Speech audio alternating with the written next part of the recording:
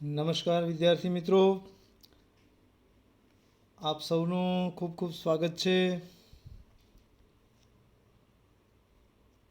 Learn English with Jaymin sir અમારી ચેનલને support કરવા બદલ પણ આપનો ખૂબ ખૂબ આભાર છે. મિત્રો, લાસ્ટ ટાઈમ આપણે 3 ટેન્સ ભણી ગયા હતા: સાદો વર્તમાનકાળ, ચાલુ વર્તમાનકાળ અને પૂર્ણ વર્તમાનકાળ.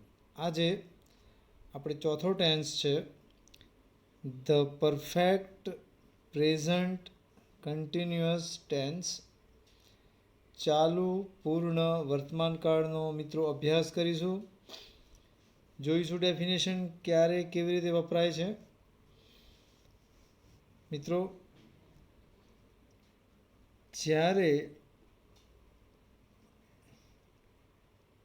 કોઈ ક્રિયા, પાછું નોટ પેન લેવાનું ભૂલી ના જવાનું, લખવા માંડશો. જ્યારે કોઈ ક્રિયા ભૂતકાળમાં શરૂ થઈ હોય, જ્યારે કોઈ ક્રિયા ભૂતકાળમાં શરૂ થઈ હોય અને તે ક્રિયા હજુ વર્તમાનમાં પણ થઈ રહી હોય, તેમજ ભવિષ્યમાં પણ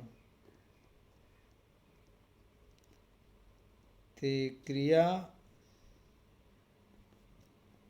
ચાલુ રહેશે, તો આવી તમામ ક્રિયાઓ દર્શાવવા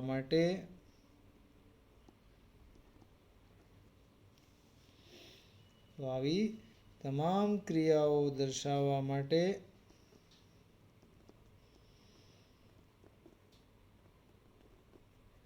ચાલુ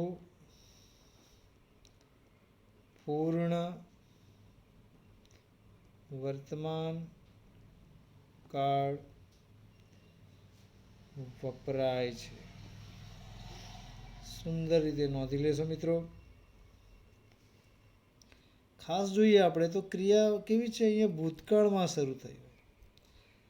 પાછું ઇન્ટરેસ્ટિંગ તો એ છે કે એ ક્રિયા વર્તમાનમાં પણ થઈ રહ્યું, અને આપણને એવું પણ લાગશે કે આ ક્રિયા ભવિષ્યમાં પણ કદાચ ચાલુ રહેશે. તો આ બધી ક્રિયાઓનું મિશ્રણ છે. અહીંયા ચાલુ પણ થઈ હોય ક્રિયા, પૂરી પણ થઈ ગઈ હોય, અને અહીંયા વર્તમાનમાં પણ એ ચાલુ હોય. બરાબર છે. બીજું અહીંયા એક ભવિષ્ય પણ કહ્યું છે. હવે જોઈશું એક્ઝેક્ટલી શું છે. એક્ઝામ્પલ: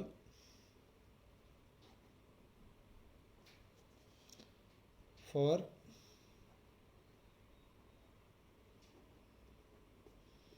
એક્ઝામ્પલ, દાખલા તરીકે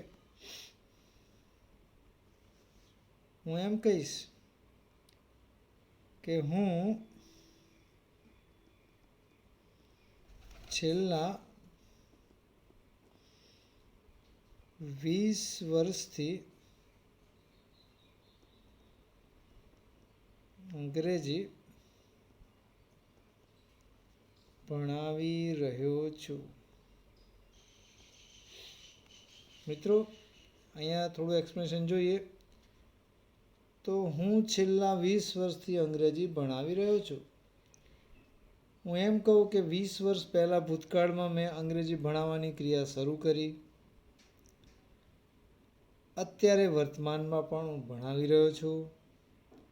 ભવિષ્યમાં પણ બંધ કરી દેવું એવું કંઈ લાગતું નથી, એટલે કે એ પણ ભવિષ્યમાં પણ આ ક્રિયા ચાલુ રહેશે. તો આવી તમામ ક્રિયાઓ આપણે જોઈશું. ટ્રાન્સલેટ કરીએ આને. હું મીન્સ આઈ. અગાઉ પૂર્ણ વર્તમાનકાળની ક્રિયા બતાવવાની છે, તો કે આઈ હેવ. નવું એક ઉમેરીશું આપણે, બીન. ક્રિયા ચાલુ બતાવવાની છે, અહીંયા ટીચિંગ લખીશું. આઈ હેવ બીન ટીચિંગ. શું ભણાવી રહ્યા છો, તો કે ઇંગ્લિશ. છેલ્લા 20 વર્ષથી એવો શબ્દ છે અહીંયા, તો કે since since last 20 years.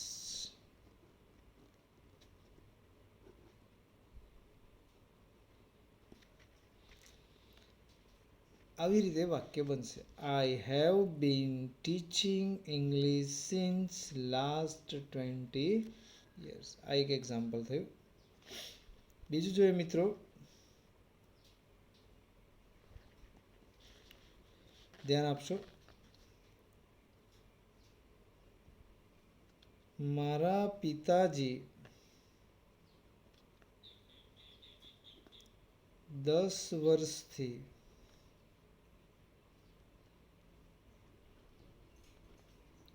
Office જઈ રહ્યા છે. વાક્ય બનાવીશું. માય ફાધર ની સાથે આવશે હેઝ બીન ગોઈંગ. અહીં નોંધનીય બાબત છે કે મારા પિતાજી 10 વર્ષથી ઓફિસ જઈ રહ્યા છે. મિત્રો, ઓફિસ 10 વર્ષ પહેલાં જોઈન કરી હતી, એટલે કે ઓફિસ જવાની ક્રિયા ભૂતકાળમાં 10 વર્ષ પહેલાં ચાલુ કરી. આજે પણ જાય છે અને હવે ઓફિસની નોકરી છોડી દેશે નહીં. મિત્રો, ખૂબ મહત્વનું છે, ધ્યાન આપજો. My father has been going to office for 10 years. આ પ્રમાણે વાક્ય બનશે. બીજું એક ઉદાહરણ આપું છું. તેણી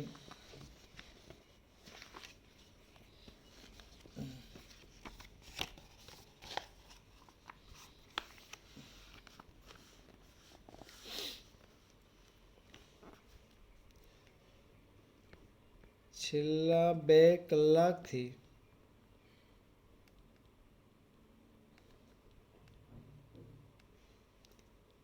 બહુ કોમન વાક્ય છે. ફિલ્મ જોઈ રહી છે તો she has been watching a film since last 2 hours. આ પ્રમાણે આપણા સેન્ટેન્સ બિલ્ડ થશે. મિત્રો, ચોથો ટેન્સ જોઈ રહ્યા છે આપણે. The perfect present continuous tense, ચાલુ પૂર્ણ વર્તમાનકાળ. જ્યારે કોઈ ક્રિયા ભૂતકાળમાં શરૂ થઈ હોય અને તે ક્રિયા હજુ વર્તમાનમાં પણ થઈ રહી હોય તેમજ ભવિષ્યમાં પણ તે ક્રિયા ચાલુ રહેશે, તો આવી તમામ ક્રિયાઓ દર્શાવવા માટે ચાલુ વર્તમાનકાળનો ઉપયોગ થાય છે. આ 3 ઉદાહરણ આપણે જોયા, બરાબર છે. હવે આપણે આની વાક્ય રચના જોઈશું.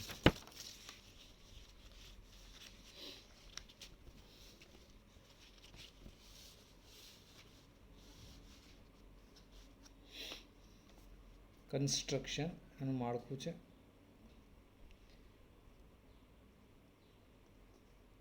વાક્ય રચના આપણે જોયું મિત્રો. તો પહેલા આપણે હકારની વાક્ય રચના લખીશું. પહેલા હતું કર્તા, ત્યાર પછી આવશે હેવ કે હેઝ, ત્યાર પછી આવશે બીન વત્તા આઈએનજી વાળું ક્રિયાપદનું મૂળ રૂપ વત્તા કર્મ. અહીંયા તમારે ધ્યાન આપવાનું છે, કર્મ પછી આવશે સિન્સ અથવા ફોર અને પછી આવશે સમયગાળો, સમય દર્શક છે. તો આ એની વાક્યરચના થઈ.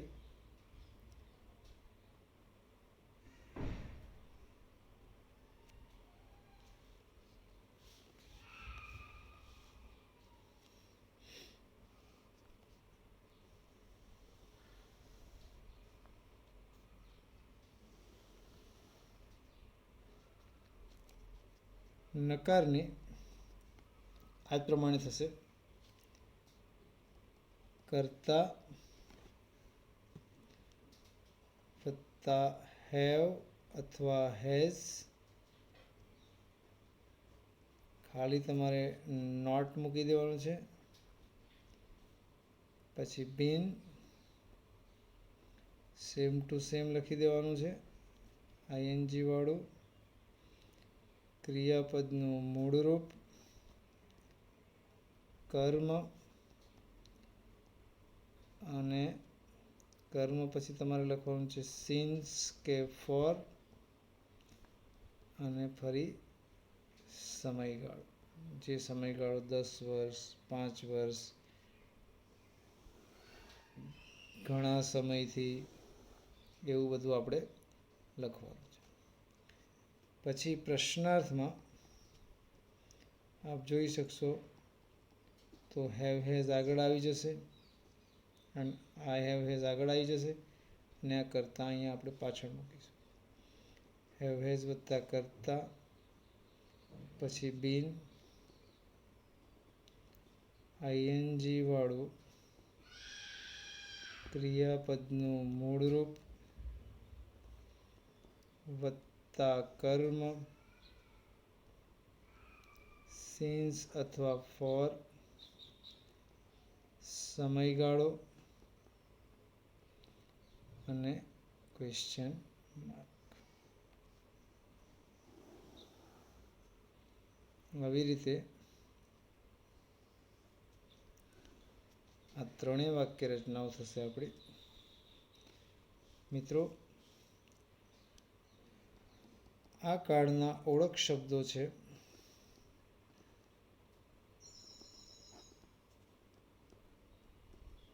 સિન્સ અને ફોર. બંનેનો મતલબ થાય છે થી, કેટલીક વાર યેટ પણ આવે છે, અને ક્યારેક તમે જોશો તો સ્ટીલ પણ વપરાય છે. એને આપણે હજુ સુધી એવા પ્રમાણમાં લઈએ છીએ, કેટલાક વાક્યોમાં આવી શકે છે. હવે આ વાક્ય રચના જોયા બાદ ખાસ મહત્વનું છે એવું છે, આ કાળમાં એક તમે એક્ઝેક્ટલી હું તમને કહી દઉં આજે કે સિન્સનો ઉપયોગ ક્યારે કરવો, સિન્સ ક્યારે વાપરવો. તો મિત્રો ધ્યાન આપજો. નિશ્ચિત સમયગાળો, નિશ્ચિત સમયગાળો દર્શાવવા માટે સિન્સ વપરાય. આ ખાસ યાદ રાખવું. ચોક્કસ, ડેફિનેટ ટાઈમ. જેમ કે કોઈ સાલનું નામ હોય, કોઈ પણ સાલનું નામ હોય, કે ભાઈ સિન્સ 1990. આપણે બધા ઘણા બધા બોર્ડ જોતા હોય તો કે આટલા સમય થયો છે, સિન્સ 1949, આ ટાઈપ. બીજું સિન્સ મોર્નિંગ, સમયગાળો એક્ઝેક્ટ છે. મોર્નિંગ એટલે મોર્નિંગ, એનો કોઈ વિકલ્પ નહીં, બરાબર છે. કોઈ મંથ હોય તો કે સિન્સ માર્ચ, તો 12 મહિના સિન્સમાં આવશે. સિઝન પણ લઈએ આપણે તો કે સિન્સ વિન્ટર. ઘણી બધી રીતે આ સિન્સ ચોક્કસ સમયગાળો દર્શાવવા માટે વપરાતો હોય. ને ખાસ છે સિન્સ પછી તરત લાસ્ટ આવે છે, એટલે સિન્સ લાસ્ટ, પછી લાસ્ટ ડે, બરાબર છે, લાસ્ટ વીક, જે કંઈ પણ તમારે મૂકવું હોય તો આ સિન્સ નિશ્ચિત સમયગાળા માટે આવશે. એક વાક્ય લખીને બતાવું તમને તો કે તેણી ઈસવીસન 2000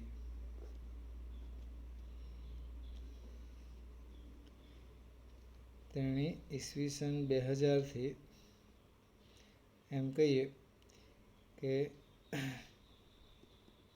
શાળાએ જઈ રહી છે. Now you can see here she has વાક્ય બનાવીએ been going to school since 2000. આ એક્ઝેક્ટ ટાઈમિંગ છે. બીજું છે આગળ ફોર નો ઉપયોગ, ફોર નો ઉપયોગ.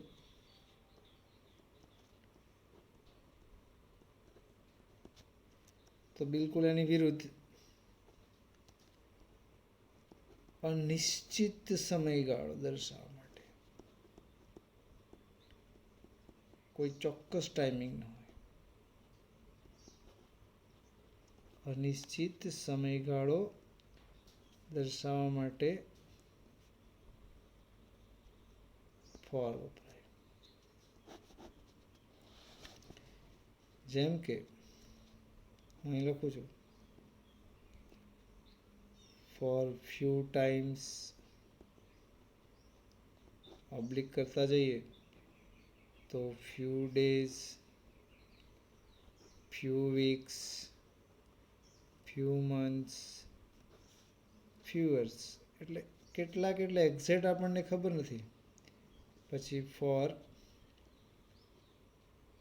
આ શબ્દો લઈ લઈએ તો for many times, many days, many weeks, many months, many years.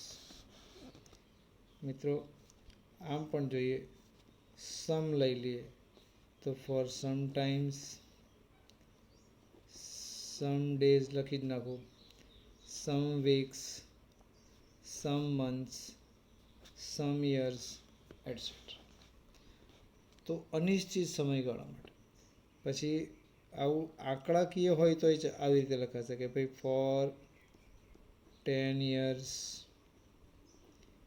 Days હોય, મંથ્સ હોય તો પણ એમાં ફોર આવશે.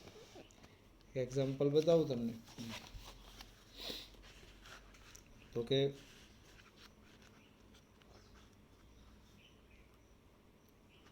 હું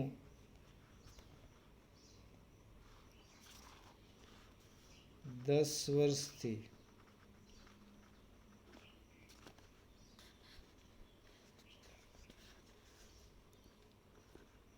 ખેતી કરી રહ્યો છું.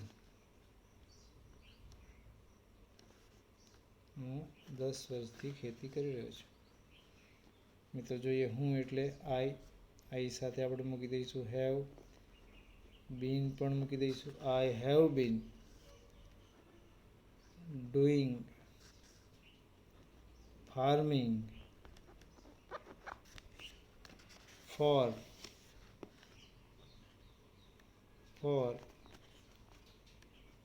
10 years. મિત્રો આ રીતે ઓછામાં ઓછા 25 થી 30 વાક્યો બનાવવા, જેથી આપ વધુ સમજી શકો. સમજણમાં મુશ્કેલી પડે આપને તો આપ મને કોમેન્ટ્સ કરી દેશો, ફોન કરી દેશો. મિત્રો આ વાક્ય રચના અને બધું વ્યવસ્થિત નોટ બનાવીને લખી લેશો.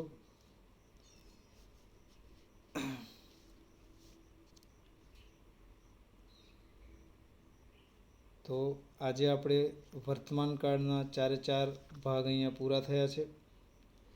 આપ સર્વેનો અમારી આ ચેનલ જોવા બદલ, વિડીયો જોવા બદલ ખૂબ ખૂબ આભાર. Thank you. આવજો.